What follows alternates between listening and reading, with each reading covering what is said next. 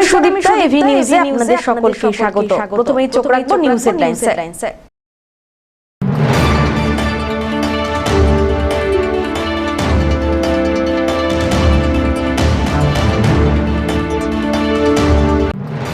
রাত পোহালেই স্বাধীনতা দিবস। স্বাধীনতা দিবসের আগে নাশকতা রুখতে পুলিশের পক্ষ থেকে চলছে স্পেশাল নাকা চেকিং।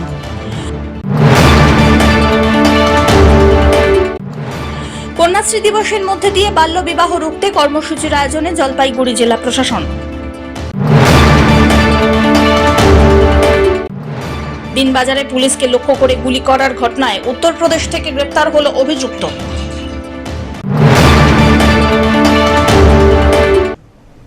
এবার আসছে বিস্তারিত সংবাদে। স্বাধীনতা দিবসের প্রাক্কালে চলছে নাকা চেকিং। স্বাধীনতা দিবসের প্রাক্কালে চলছে নাকা চেকিং। প্রতিটি গাড়ি ধরে ধরে চলছে তল্লাশি। বুধবারের এই চিত্র জলপাইগুড়ির গোশালা মোড় এলাকার। আগামীকাল 15ই আগস্ট স্বাধীনতা দিবস। তার আগে তৎপর জেলা পুলিশ। বিভিন্ন জায়গায় শুরু হয়েছে নাকা চেকিং। এদিন গোশালা মোড় এলাকায় ছোট বড় বিভিন্ন যানবাহন তল্লাশি চালায় পুলিশ। যে কোনো অপ্রীতিকর ঘটনা এড়াতে অথবা গাড়িতে করে যাতে কোনো নিষিদ্ধ জিনিস বা বস্তু পাচার না হয় সে বিষয়ে নজর রাখছে পুলিশ। এ বিষয়ে হাইওয়ে ট্রাফিক ওসি জানান, প্রতি বছরের ন্যায় এই বছরও নিয়মমাফিক নাকা চেকিং চলছে। বিভিন্ন যানবাহন তল্লাশি করে দেখা হচ্ছে। যে কোনো অপ্রীতিকর ঘটনা এড়াতে তৎপর রয়েছে পুলিশ। নাকা চেকিং হচ্ছে। কোন জায়গায় এটা? এটা হচ্ছে আপনার গোশালা মোড়। কি উপলক্ষে নাকাটা? এটা 15 আগস্ট। এটা প্রত্যেকবারই করা হয়, রুটিন ওয়াইজ। গাড়িগুলো চেক করা হচ্ছে? হ্যাঁ, পুরো গাড়ি চেক করা হচ্ছে। কি খুলে চেক করা হচ্ছে? সম্পূর্ণ ভিকি ভেতরে বাইরে সব রকম। ধীমান রায়ের রিপোর্ট।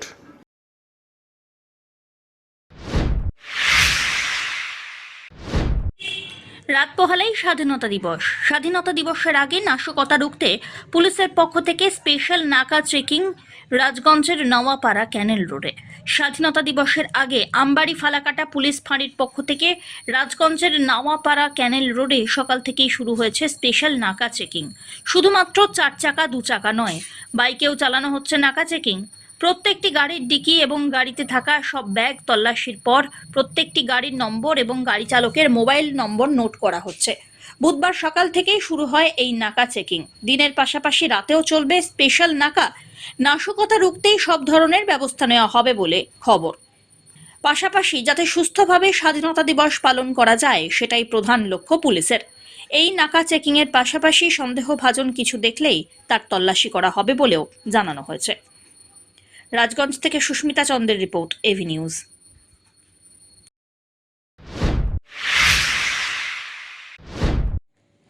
কন্যাশ্রী দিবসের মধ্যে দিয়ে বাল্য বিবাহ রুখতে এক কর্মসূচির আয়োজন করল জলপাইগুড়ি জেলা প্রশাসন। বুধবার বিভিন্ন স্কুলের পড়ুয়াদের নিয়ে জেলা পরিষদ হল ঘরে এই বিশেষ দিনটি পালিত হয়। অনুষ্ঠানের মঞ্চ থেকে বিভিন্ন স্কুল এবং কলেজ কর্তৃপক্ষকে সংবর্ধনা দেওয়া হলো। কন্যাশ্রীর ছাত্রীরা বিভিন্ন বাধা টপকে খেলাধুলো করে পুরস্কার জিতেছে। আর এরকম ছাত্রীদের উৎসাহ বাড়াতেই আর্থিক সহযোগিতা এবং পুরস্কার প্রদান করা হয়। এদিন প্রদীপ জ্বালিয়ে কন্যাশ্রী দিবসের উদ্বোধন করলেন জেলা শাসক শ্যামা পারভিন। সঙ্গে ছিলেন জেলা পরিষদের সভাধিপতি কৃষ্ণা রায় বর্মন, সহ সভাধিপতি সীমা চৌধুরী, কর্মাধ্যক্ষ মহুয়া গোপ, সদর মহকুমা শাসক তমজিৎ চক্রবর্তী, এছাড়াও কন্যাশ্রী প্রকল্পের সঙ্গে যুক্ত জেলার অন্যান্য আধিকারিকরা। এই দিনের অনুষ্ঠান মঞ্চ থেকে বাল্য বিবাহে সমাজ এবং নিজেদের কী ধরনের সমস্যা হতে পারে সেই সমস্ত কিছু তুলে ধরা হয়। 2013 সালে রাজ্যের সকল জায়গার সঙ্গে জলপাইগুড়িতেও কন্যাশ্রী প্রকল্প চালু হয়।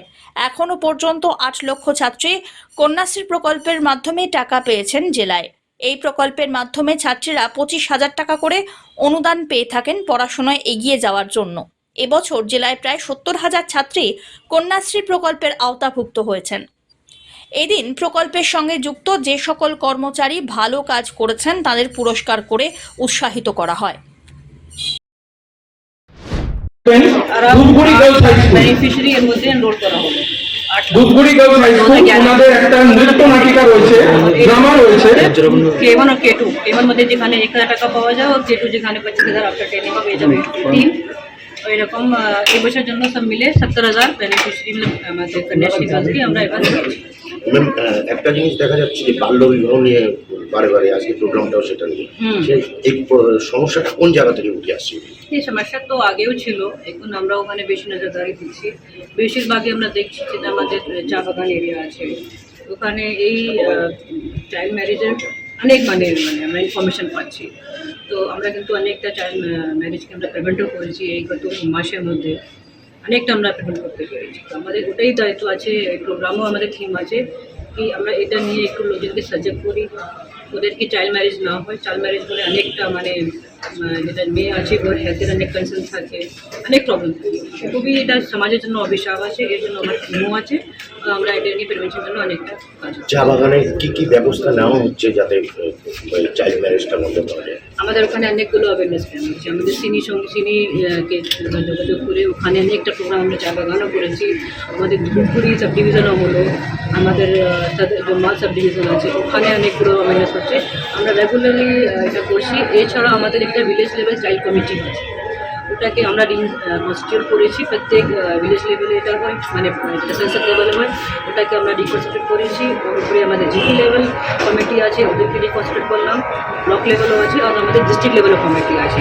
এই কমিটিগুলোকে আমরা রিকনস্টিটিউট করে ওদেরকে যে দায়িত্ব আছে, মেন এটাই দায়িত্ব আছে, এটা বাচ্চা রিলেটেড যতগুলো আমাদের রাইটস আছে, অধিকার আছে, ওদের কী প্রবলেম আছে, ওদেরকে এটা নিয়ে দেখার ওদেরকে ইনভলভমেন্ট যদি আমরা যারা আমাদের আছে কমিটি ওদেরকে বেশি ইনভলভমেন্ট করলে আমরা অনেকটা প্রবলেমকে আমরা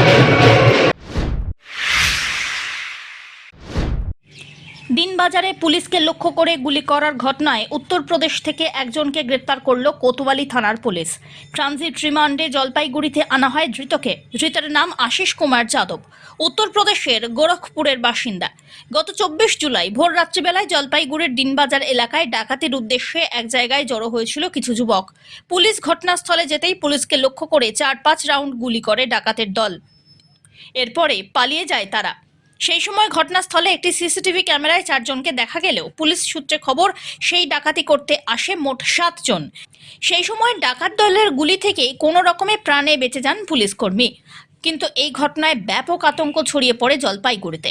ঘটনার তদন্তে নেমে কোতোয়ালি থানার পুলিশ 5 দিন আগে উত্তরপ্রদেশ যায়। সেখানেই একজন অভিযুক্তকে গ্রেপ্তার করেছে। ট্রানজিট রিমান্ডে জলপাইগুড়িতে নিয়ে আসে পুলিশ। বুধবার ধৃতকে জলপাইগুড়ি আদালতে তোলা হয়। যদিও ধৃত আশিস কুমার যাদব জানিয়েছে তার বিরুদ্ধে ওঠা এই সমস্ত অভিযোগ ভিত্তিহীন।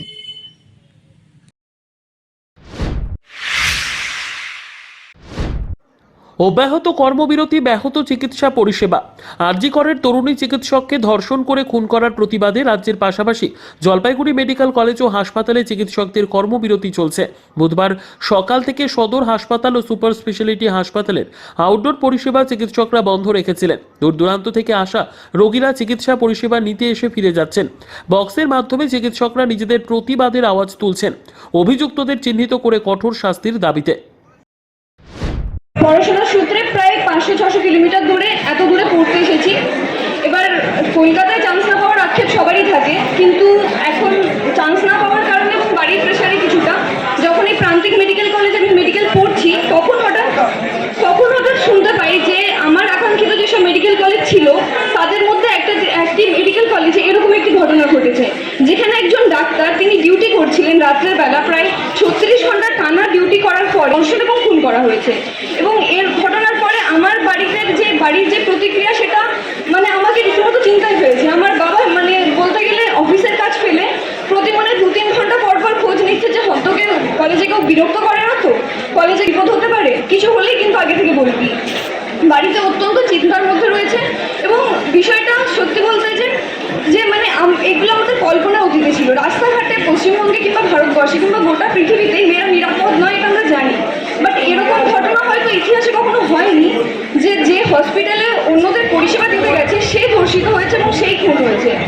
এবং এই ঘটনার পরে আমাদের জলপাইগুড়ি শহরটাও প্রচণ্ড শুনশান এবং এখানে রাত্রের ঘরে বেরোতে কিংবা রাতের পরে অনেক সময় আমাদের ওয়ার্ডে আসতে হয়, আমাদের স্যারেরা বলেন, সেখানে আসতেও আমরা একেবারেই নিরাপদ বোধ করছি না। এবং এত দূরে বাড়ি থেকে, যেখানে বাবা মা এত দূরে পড়ে আছে, এই শহরে পরিচিত কেউ নেই, সেখানে এই ঘটনার পরে সত্যি বলতে সারা সন্ধ্যা হয়ে যাওয়ার পরে বাড়ি থেকে বেরোতেই ভয় লাগছে। গত কয়েকদিনের ঘটনার পরিপ্রেক্ষিতে আজকে ধর্মঘট দেখেছেন চিকিৎসকরা ভারত জুড়ে, পশ্চিমবঙ্গ জুড়ে। অন্য সবার সাথে জলপাইগুড়ি মেডিকেল কলেজও সেই ধর্মঘটে সামিল হয়েছে।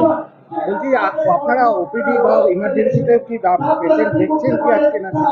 ওপিডি বন্ধ আছে, কিন্তু ইমার্জেন্সিতে আমাদের চিকিৎসকের সংখ্যা বাড়ানো হয়েছে যাতে জরুরিকালীন সমস্যাগুলো কোনোভাবে আওতার বাইরে না থাকে চিকিৎসা। তারা অনেক চিকিৎসক বসে ইমার্জেন্সিতে রোগী দেখছেন। বাইরের থেকেও তো অনেক পেশেন্টরা আসছে, তারা তো এই ব্যাপারটা সবাইকে বোঝানো হচ্ছে যে আজকের পরিস্থিতি অন্য আর 5টা সাধারণ দিনের মতো নয়।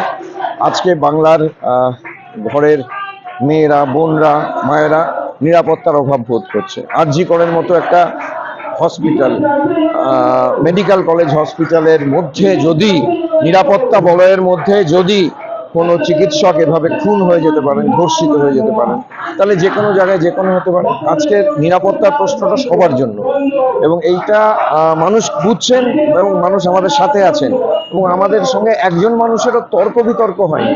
সবাই বলছেন যে আমরা সাথে আছি, এইটুকুন কষ্ট আমরা করতে রাজি আছি, এবং আমরাও বলছি যে আমরা চাই না আপনাদের চিকিৎসার কোনো গাফিলতি হোক। আপনারা ইমার্জেন্সিতে যান, আমাদের অনেক সংখ্যক চিকিৎসক বসে আছেন, ওনারা যাচ্ছেন, চিকিৎসা নিচ্ছেন, চলে যাচ্ছে, ব্যাস।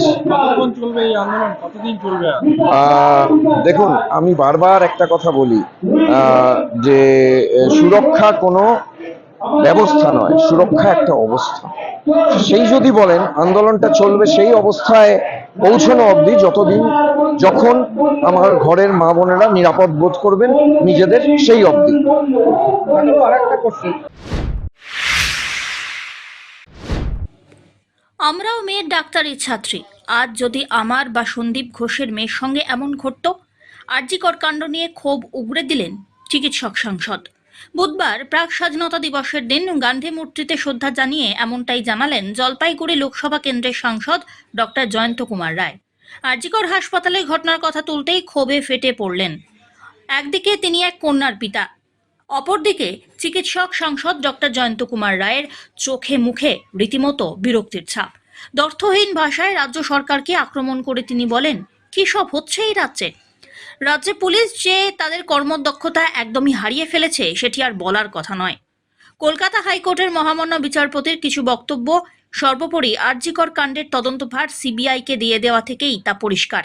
এরপরেও রাজ্যের শাসক দলের বেশ কিছু নেতা মন্ত্রী যেভাবে আইনের বিরুদ্ধভাবে মৃত নির্যাতিতার নাম করে কটূক্তি করছেন, তাতে আরও বিস্মিত হচ্ছে রাজ্যের কোটি কোটি কন্যা সন্তানের পিতামাতা। আমিও একজন চিকিৎসক, আমার মেয়েরও ডাক্তারি 3য় বর্ষের ছাত্রী। ভাবুন তো, আমার জায়গায় যদি সন্দীপ ঘোষের মেয়ের সঙ্গে এমন হতো, তাহলে কিভাবে এই বিকৃত মানসিকতার পরিচয় দিয়ে তৃণমূল নেতারা এমন বয়ান দিতেন? এইভাবেই কটাক্ষ শুনলেন সাংসদ। আজকের অর্ডারটা দেখেছেন তো, আজকে যেটা বেরিয়েছে পেপারে, আমি দেখলাম একটু আগে, এটা সিবিআইকে তদন্তভার দেওয়া হয়েছে, কারণ পুলিশের উপর আস্থা রাখতে পারেননি বিচারক, মহামান্য বিচারপতি। তার মানে এটা পরিষ্কার যে পশ্চিমবঙ্গে পুলিশের উপর ভরসা নেই। তারা এরকম ডিভিয়েশনটা তাদের একটা নর্মাল ফেনোমেনন হয়ে গেছে।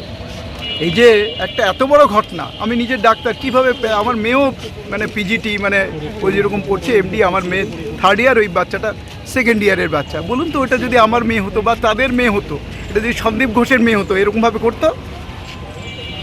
এরকম বিয়ে বক্তব্য রাখতো? নাম ধরে ধরে বলছে, যেটা আইনত আইন বিরুদ্ধ, তার নাম ধরে ধরে বলছে, এবং এমনও কথা, আরও অনেক রকম কথা শুনতে পাচ্ছি, শুধু ঢাকা দেওয়ার চেষ্টা। আজকে কামদুনির মতো ঘটনা ওরা করতে চাইছে।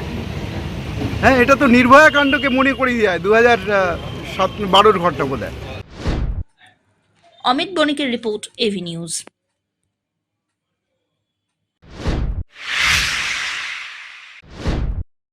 আরজিকর কাণ্ডের প্রতিবাদে সিআইটিইউ জলপাইগুড়ি জেলা কমিটি।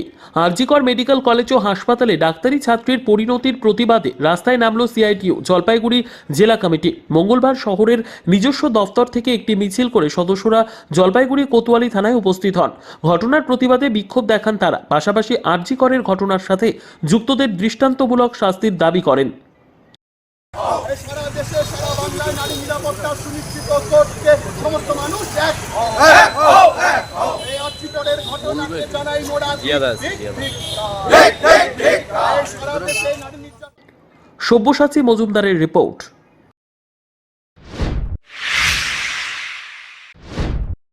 পাচারের বিরুদ্ধে অভিযান আক্রান্ত ভূমি রাজস্ব দপ্তরের আধিকারিক। অবৈধভাবে বালি পাথর পাচারের বিরুদ্ধে অভিযানে গিয়ে আক্রান্ত ভূমি রাজস্ব দপ্তরের আধিকারিক। বুধবার ধূপগুড়ির বামনি ব্রিজ এলাকায় একটি অবৈধ পাথর বোঝাই পিকআপ ভ্যানকে আটকাতে গিয়ে আক্রান্ত হতে হয় রেভিনিউ অফিসারকে।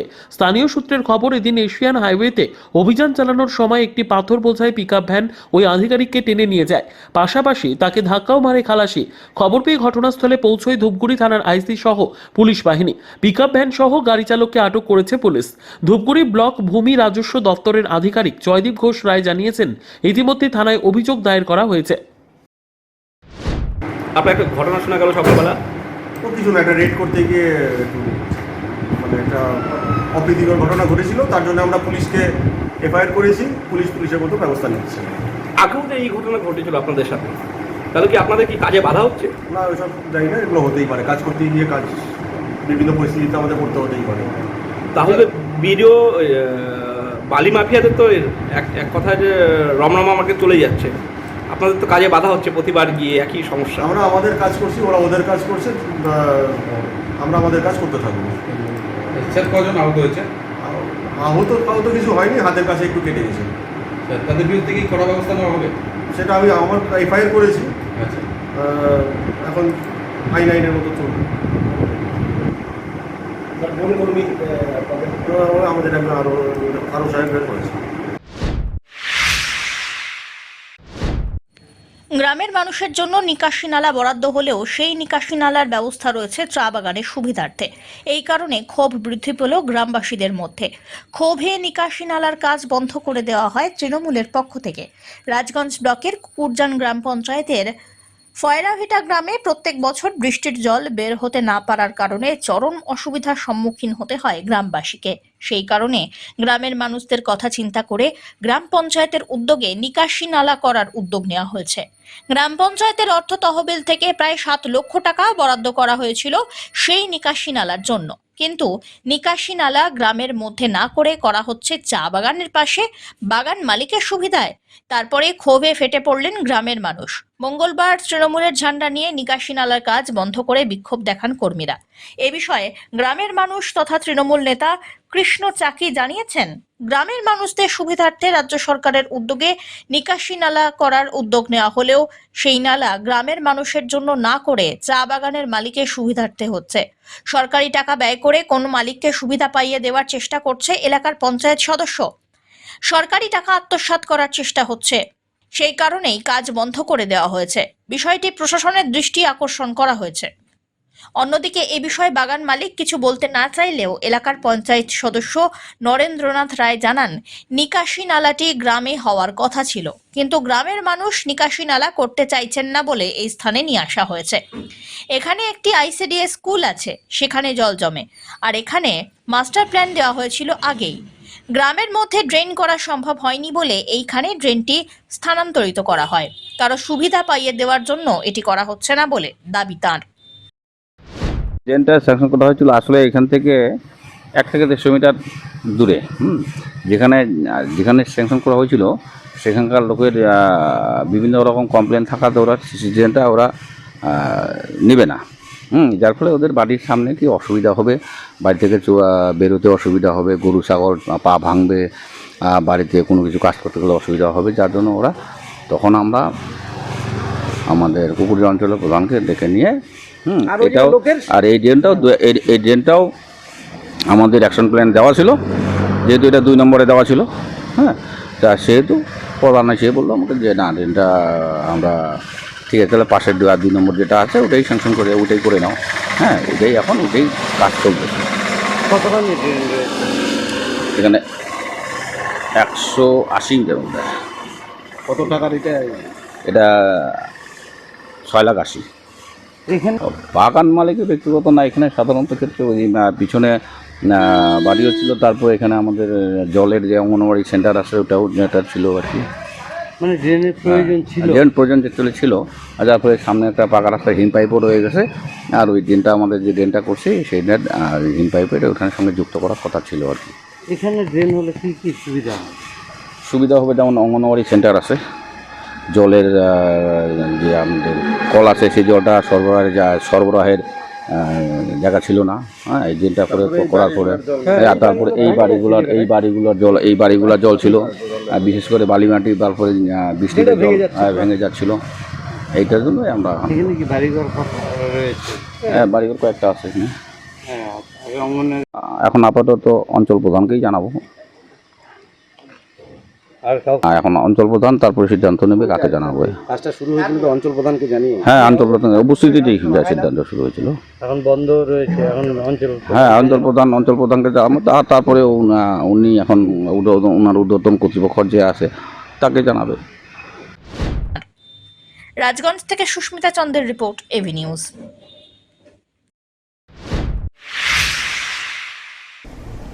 শেষ করবার আগে নিউজ হেডলাইন্স আরো একবার।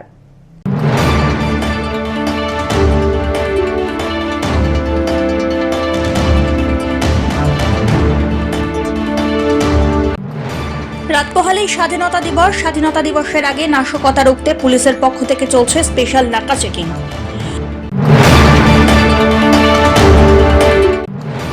কন্যাশ্রী দিবসের মধ্যে দিয়ে বাল্য বিবাহ রুখতে কর্মসূচির আয়োজনে জলপাইগুড়ি জেলা প্রশাসন। দিনবাজারে পুলিশকে লক্ষ্য করে গুলি করার ঘটনায় উত্তরপ্রদেশ থেকে গ্রেপ্তার হলো অভিযুক্ত।